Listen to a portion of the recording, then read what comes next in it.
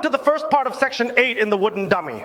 This part, unlike any other part of the dummy we've learned before, is very important because here we connect everything we've learned from Sunam Tao up to Buji. First, movement at an angle. Here you learn how to quickly get out of the line of attack and then quickly regain control. The second thing is kicking with low attacks, and that's because you're training for street fighting. Attacks aren't always aimed at the upper area, and attacks aren't always safe. An attack could come from the lower point.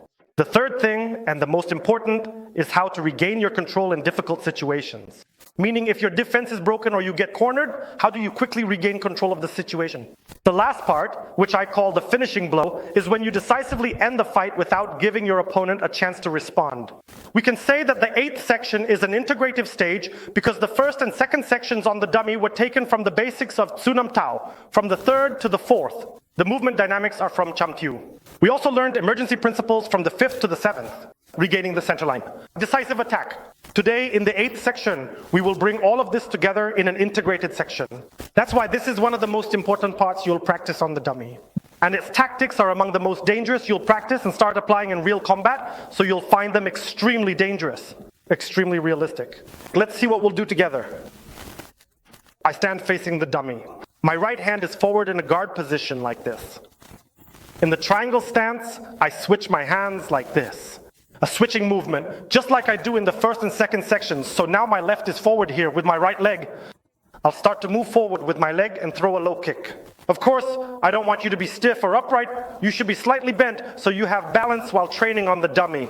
From here, after striking with the right leg, I switch my hands into the Kwan Sao position and bring my leg down. It's a side strike, but it's not a direct hit. It's a quick strike. You don't go into the dummy like this, but rather you apply downward pressure or a downward snap like this. Let's watch it again together, facing the dummy in the triangle stance. This time, unlike the previous sections, like section 4, I stay away from the dummy, about 60 centimeters from the main trunk. My right hand was positioned in front, and then I smoothly switched to the left side with a powerful right kick, executed precisely like this, or alternatively, with a swift and effective lead kick. Following that, I quickly switch my hands and then come down with a very quick and decisive side strike, performed exactly like this. Okay, it's a very easy move. After that, I return to my original position, my right hand with my left leg. In the same way, the body isn't straight, there's a bend, and my legs are free. I don't want you to lean on the dummy. I want your strike to have balance. I switch my hands and go down like this. Here, from this part, I start to place my hands in the right Jim Sao position like this. I open with Pak Sao, step in with my right leg while applying pressure and strike using the Wan Jung technique to the dummy's torso like this, while keeping my legs closed underneath. Okay, so I was here with Jum, then Jum Sao, then Pak Sao. Then both come in together in this section. We focus on complete connection in the movements, so that in the previous parts, I was either using my hands or my legs, or defending with my hands in order to strike with my legs. This time, I want my defense and offense, whether in the defensive or offensive movement, to have a connection between the movement of the hand and the movement of the leg. Do you understand me? There must be a connection, not hand then leg, and not the other way around. A complete connection. Okay, so from here, I come in with the back sao, along with the hand strike, stepping in with the footwork, pushing and striking. All of that happens at the same time. I lift my leg to do a hom sao with my left hand. Now I'm standing in the sao stance with my weight on my left leg, the jump sao tactic. As we agreed, your hands can be open using a submission tactic, or your hands can be closed. There's no problem with that. Another step with my right leg to open the path for entry from this point with full connection dummy. I carefully turn my hands and then perform my established tactic with precision and control, the Hyun Sao. After that, I do Sao. My body was here at an angle with the dummy.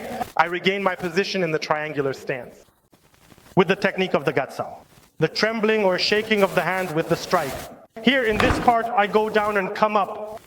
All right, the traits and characteristics of the movement in the first part of the last section on the dummy.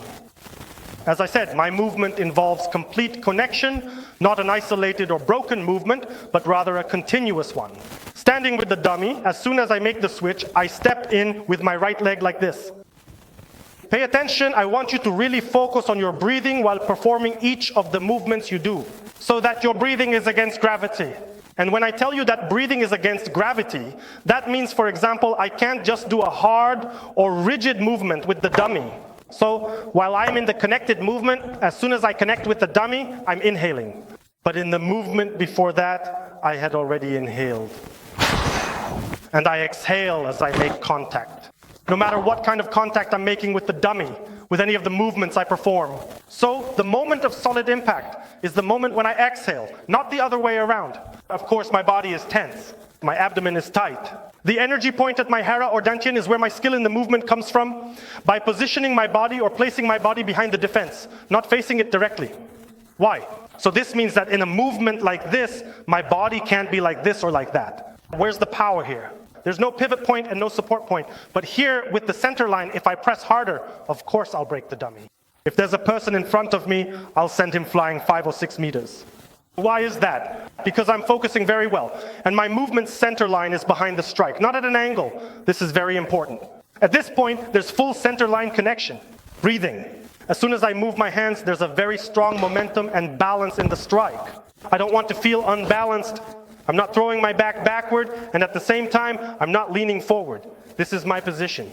If I lift my legs, look, I'm centered and balanced just as I am. My hands here, this is the turning movement, and we'll see this technique in application. It's very powerful. The upcoming tactic, and in general, all the tactics in section 8 are extremely dangerous.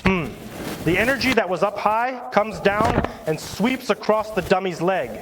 In application, it's very dangerous. As a defensive move, as an intercepting move, and as a street fighting technique. Okay, as soon as I come down and execute it the way we agreed on, I move out from the opposite angle to target the other leg. So here, if it was left with right before, this time it will be right with left. Did you notice how the energy is coming out? A switch kick, the move is called. Footwork movement, if you're here, it's a simple step with the tactic of the gym, then a back exit, of course, with a quarter step out with the left foot. So that my right side is forward. You do a switch step and go in directly, running with full contact. As we agreed, defense with offense, with a leg lock, with footwork, with competition. Of course, you exited with the right foot during this. When exiting, apply the tactic and pay attention to the energy tremor. What I'm talking about isn't just wanting you to do a move like this or like that. Where's the training here? Where's the skill? There's no skill in that. But the skill is that you learn to train on the dummy. With internal energy in every movement and every detail you perform in situational drills, you'll find your movement becomes devastating. Step out confidently with your right foot forward, taking a deliberate and steady stride. Enter with full contact in the way we agreed on. Exit so that we can effectively execute the very next tactical maneuver, specifically Stephen's distinctive turning move, even when we are already in the midst of the turn. I absolutely do not want you to perform it in this particular manner, but did you happen to notice what just occurred? And at the same time, I'm not opening up here just to do this, but the movement itself, the turn with the waist, creates the move. It's very powerful. You don't need a long range to make an effective move. That's the secret here. In this position, my body. My leg was carefully positioned in a stable A stance, and I precisely set my entire body so that I was directly facing the training dummy. While smoothly turning, I then deliberately apply the specific technique in this exact manner. The move can be repeated with me. So we're doing a 116 technique. This is the first part of the set. The last part on the dummy in the 116 technique, if you notice, there are tactics that repeat and seem to look the same, but you might just see the form. But in application, each move is different. From the first to the 8th, from 1 to 116, the same move is repeated. A lot, like Ganjam Sao, the boat move, Hyun Sao, striking with the hand, but in each one, the application is different. Sometimes I need my hand in the upper, middle, or lower angle. An offensive move, a pushing move, a move with indirect attack, a counterattack move, a defensive attack. Even though it's the same move, what you see with your eyes is the same move repeated in the 8 groups. But the application, the essence, the core, and the substance are different.